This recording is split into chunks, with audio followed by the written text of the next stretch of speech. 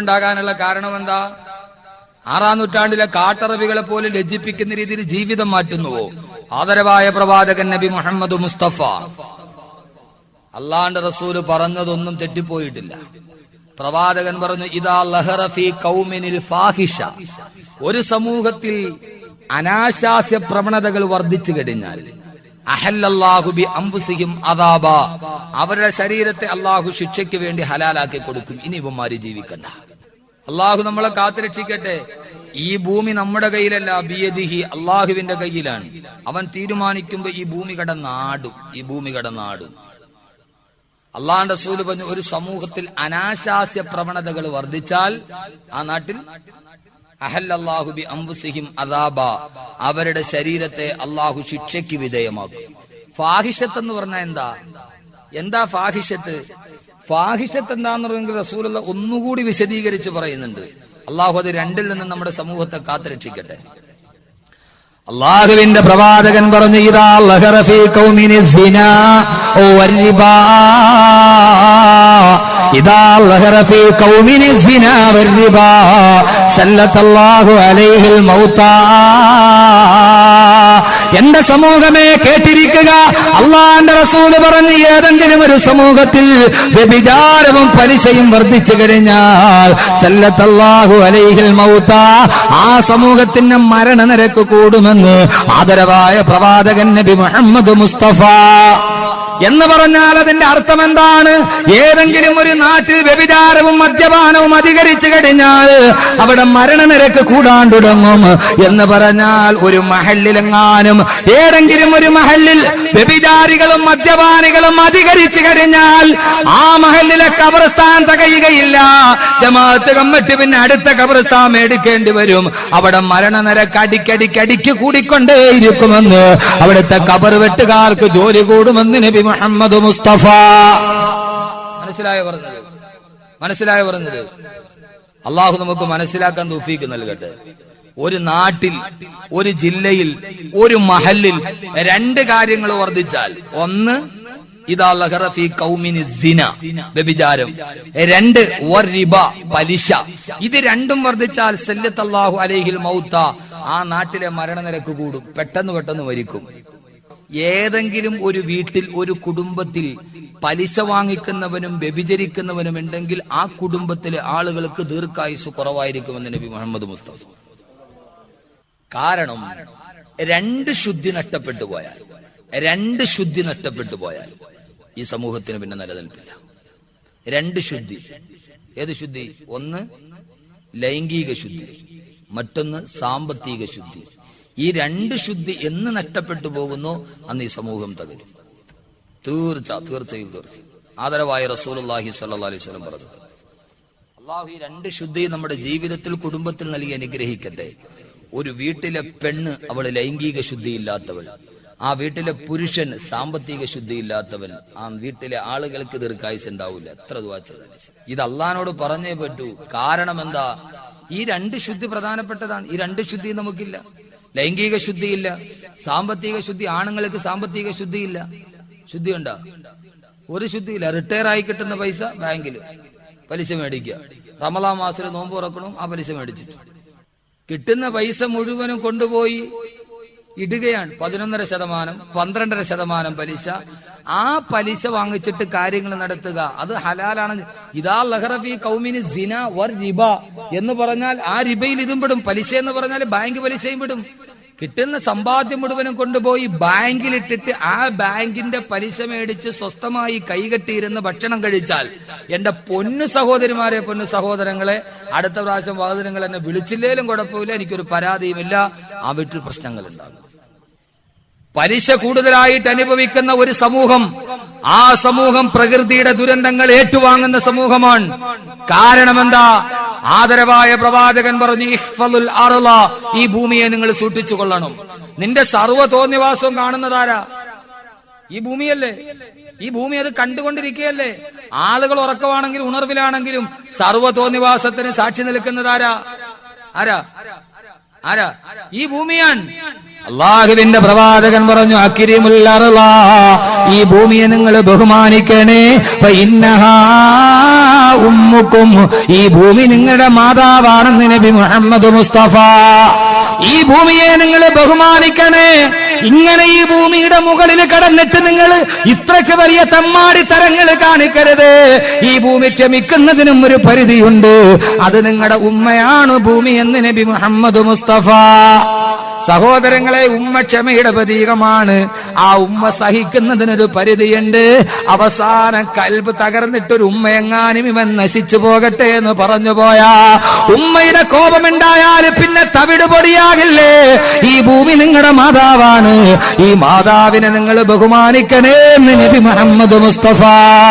അള്ളാഹുവിന്റെ പ്രവാചകൻ പറഞ്ഞു, ഈ ഭൂമിയെ നിങ്ങൾ സൂക്ഷിച്ചു കൊള്ളണേ. മാമിൻ അമലിൻ ഉമില അലൈഹ ഇല്ലാ വഹിയ മുഖ്ബിറാ. ഈ ഭൂമിയുടെ മുകളിൽ വെച്ച് നിങ്ങൾ എന്തൊക്കെ ചെയ്താലും അത് നാളെ അള്ളാന്റെ മുമ്പിൽ ഈ ഭൂമി വിളിച്ചു പറയുമെന്ന് നബി മുഹമ്മദ് മുസ്തഫ. അതുകൊണ്ട് സഹോദരങ്ങളെ, ഒരു സമൂഹത്തിൽ വ്യഭിചാരം വർദ്ധിച്ചു പോയാ, ഒരു സമൂഹത്തിന്റെ ലൈംഗിക ശുദ്ധി നഷ്ടപ്പെട്ടു പോയാ, അന്യപുരുഷനുമായി കാതുകൊണ്ട് കണ്ണുകൊണ്ട് സല്ലപിക്കുന്ന പെണ്ണുണ്ടായി പോയാൽ, വ്യഭിചാരമെന്ന് പറയുമ്പോൾ എന്റെ പെങ്ങളെ മനസ്സിലാക്കേണ്ടത് ഗുഹ്യസ്ഥാനത്തിന്റെ സ്പർശനം മാത്രമല്ല. അള്ളാന്റെ റസൂല് പറഞ്ഞു, കണ്ണിന് വ്യഭിചാരമുണ്ട്, കാതിന് വ്യഭിചാരമുണ്ട്, കാലിന് വ്യഭിചാരമുണ്ട്. അള്ളാന്റെ റസൂല് പറഞ്ഞു, അൽ ഐനാനി സിനാഹുമാ അന്നളുറു. രണ്ട് കണ്ണുകൾ, ആ കണ്ണുകൾക്ക് വ്യഭിചാരമുണ്ട്. ആ കണ്ണിന്റെ വ്യഭിചാരം ഹറാമിലേക്ക് നോക്കലാണ്. അല്ലുദിനാനി, നിന്റെ രണ്ട് ചെവികൾ, ആ ചെവിക്കും വ്യഭിചാരമുണ്ട്. ആ ചെവിയുടെ വ്യഭിചാരം സിനാഹുമാ അസ്സിമാ, ഹറാമായത് കേൾക്കലാണ്. ഹറാമ് കാണുക, ഹറാമ് കേൾക്കുക. അള്ളാന്റെ റസൂല് പറഞ്ഞു, വ്യഭിചാരം എന്ന് പറഞ്ഞാൽ ആണിന്റെയും പെണ്ണിന്റെയും ഗുഹ്യസ്ഥാനങ്ങൾ തമ്മിലുള്ള സ്പർശനം മാത്രമല്ല. എന്റെ പ്രിയപ്പെട്ട പെങ്ങള്, പാതിരാ സമയത്ത് മിസ്കോളിലൂടെ പരിചയപ്പെട്ട രഹസ്യകാമുകനുമായി മൊബൈൽ ഫോണിലൂടെ കാതോട് കാതോരം ചേർത്ത് നീ സല്ലപിച്ചാൽ, പാതിരാത്രി പകലാക്കി മാറ്റിയ അന്യപുരുഷന്റെ കിളിക്കൊന്തിന് നിന്റെ ചെവിയിൽ കേൾക്കുമ്പോ അത് നിന്റെ ചെവിയുടെ വ്യഭിചാരമാണ്. അത് നിന്റെ ചെവിയുടെ വ്യഭിചാരമാണ്. എന്റെ പ്രിയപ്പെട്ട ചെറുപ്പക്കാരാ, അന്യപെണ്ണിന്റെ ശരീരത്തിലോട്ട് തുറിച്ചു നോക്കുമ്പോ അത് നിന്റെ കണ്ണിന്റെ വ്യഭിചാരമാണ്, കണ്ണിന്റെ വ്യഭിചാരമാണ്. അള്ളാന്റെ റസൂല് പറഞ്ഞത് വ്യാപകമായി കഴിഞ്ഞാ, ഇത് വ്യാപകമായി കഴിഞ്ഞാ, ഇതാ ലഹറഫി കൗമിനി സിനാ വൽരിബാ. വ്യഭിചാരം വർദ്ധിച്ചു കഴിഞ്ഞാൽ, വ്യഭിചരിക്കുന്ന ആണും പെണ്ണും വർദ്ധിച്ചു കഴിഞ്ഞാൽ അതാ സമൂഹത്തിന്റെ ദുരന്തത്തിന്റെ കാരണമായി മാറും. പാശ്ചാത്യ രാജ്യങ്ങൾക്ക് സംഭവിച്ചതെന്താ? എന്റെ പ്രിയപ്പെട്ട സഹോദരങ്ങളെ, കഴിഞ്ഞ സുനാമി ആഞ്ഞടിച്ചത് ഇന്തോനേഷ്യയിലാണ്. ആ ഇന്തോനേഷ്യയുടെ അവസ്ഥ നിങ്ങൾക്കറിയുമോ? പെണ്ണവളുടെ ശരീരം മുഴുവനും വലിച്ചെറിഞ്ഞിട്ട് ആണിന്റെ കിടക്കയിൽ പോയി കിടന്നപ്പോ ലൈംഗികത, സെക്സ് ടൂറിസത്തിന്റെ പേരും പറഞ്ഞിട്ട് ഇന്തോനേഷ്യയിലെ തൊലിവെളുത്ത പെണ്ണിന് കടന്നു വരുന്ന തൊലിവെളുത്ത സായിപ്പിന്റെ കട്ടിലിൽ ചൂടും ചൂരും പകരാനുള്ള ആയുധമാക്കി മാറ്റിയപ്പോ, ടൂറിസത്തിന്റെ പേരും പറഞ്ഞിട്ട് പെണ്ണിന്റെ ഉടുതിന് വലിച്ചെറിഞ്ഞിട്ട് അവളെ സായിപ്പിന്റെ കാവാത്തിന്റെ മുമ്പിൽ പറഞ്ഞു വിട്ടപ്പോ ഇന്നത്തെ ഇന്തോനേഷ്യയുടെ അവസ്ഥ എന്താ? പെണ്ണിന്റെ സൗന്ദര്യം കണ്ടു മടുത്തുപോ ഇന്തോനേഷ്യയിലെ ചെറുപ്പക്കാർക്ക് ഇന്ന് പെണ്ണു വേണ്ട, അവർക്ക് പെണ്ണിനോട് ആഗ്രഹമില്ല. നല്ല കൗമാര ചെറുപ്പക്കാരുടെ ഫോട്ടോയും ഭിത്തിയിൽ പരിവറ്റിച്ചിട്ട് അതിലേക്ക് കൊതിയോടെ നോക്കി നിൽക്കുന്ന ഇന്തോനേഷ്യൻ യുവാക്കളുടെ സമൂഹമാണുള്ളതെങ്കിൽ അള്ളാഹുവിന്റെ പ്രവാചകൻ പറഞ്ഞത് എത്രയോ ശരിയാണ്. ഇതാ ലഹറഫി കൗമിനി സിനാ. അള്ളാഹു പറയുകയാണ്, അങ്ങനെ ഒരു സമൂഹത്തിൽ വ്യഭിചാരം വർദ്ധിച്ചപ്പോ നക്കി തുടച്ചുകൊണ്ടിരിക്കാൻ പോയെങ്കിൽ എന്റെ സഹോദരങ്ങളെ, പാശ്ചാത്യ രാജ്യങ്ങളിലേക്ക് പെണ്ണിന് ലൈസൻസ് ഇല്ലാതെ വന്നപ്പോ അരമേറ്റ തുണി കൊണ്ട് ബ്ലൗസ് തയ്ച്ചാൽ അത് ഫാഷനാകുമെന്നുള്ള മുദ്രാവാക്യവുമായി ഇന്ന് നാം കാണുന്ന പെണ്ണിന്റെ അവസ്ഥ എന്താ? ലൈംഗികത എന്ന് പറഞ്ഞാൽ അതുമായി ബന്ധപ്പെട്ട അടിഞ്ഞാട്ടം വർദ്ധിക്കുകയാണ്. ടൂറിസത്തിന്റെ പേര് പറഞ്ഞിട്ട് പാതിരാ സമയത്ത് നുരഞ്ഞു വന്നുന്ന ബിയറുകളുമായിട്ട് യേശു വിളിക്കുന്ന ചെറുപ്പക്കാർ ചെറുപ്പക്കാരുടെ നടുവില് ഇന്ന് നമ്മുടെ നാട്ടിലെ പഞ്ചനക്ഷത്ര ഹോട്ടലുകളിൽ നടക്കുന്നത് എന്താന്ന് നിങ്ങൾക്കറിയുമോ? ഒരു ഫാമിലി ഭാര്യയും ഭർത്താവും കൂടി പഞ്ചനക്ഷത്ര ഹോട്ടലിൽ പോയാല് ധാരാളം ഭാര്യ ഭർത്താക്കന്മാർ അവിടെ ഇരിക്കും. അവര് പോയാൽ ഒരു വട്ടമേശയുടെ മുമ്പിൽ അവരവരുടെ കാറിന്റെ കീ എടുത്തു വെക്കും. ഓരോ ആളുകൾ വന്നിട്ട് കീ തിരഞ്ഞെടുക്കുമ്പോ ആരുടെ കാറിന്റെ കീ ആണോ കിട്ടിയത്, ആ കീ കിട്ടിയ കാറിന്റെ ഉടമസ്ഥന്റെ ഭാര്യ താക്കോലെടുത്തവന്റെ കടപ്പുറയിൽ കിടക്കണം.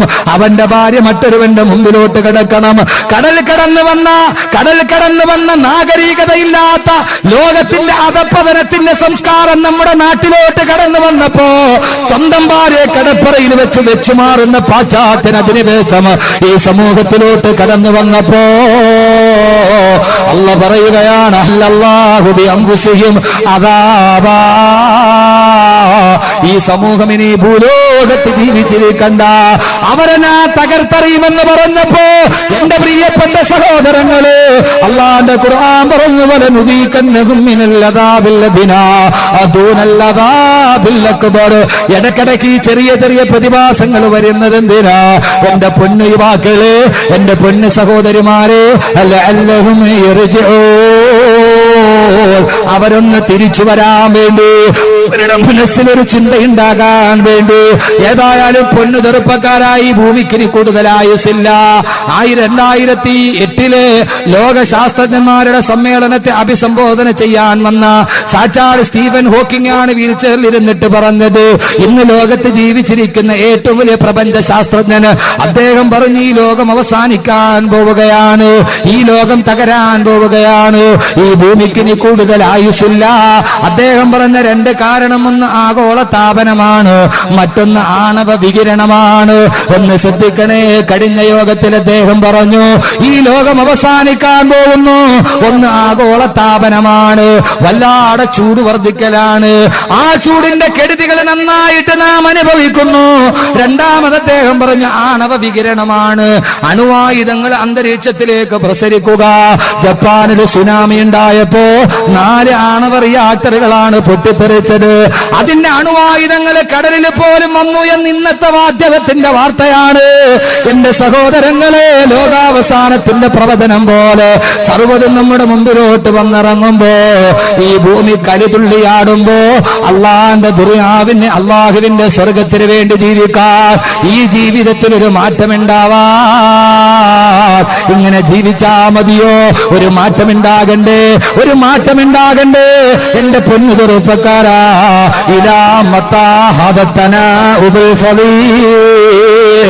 എത്ര നാളാ പൊന്നുമോനെ ഇങ്ങനെ ജീവിക്കുന്നത്? എന്തിനാ ഇങ്ങനെ ജീവിച്ചിട്ട് കാര്യമെന്താ? മരിച്ചാൽ വെറും കൊണ്ടുപോയി 6 മണ്ണിന്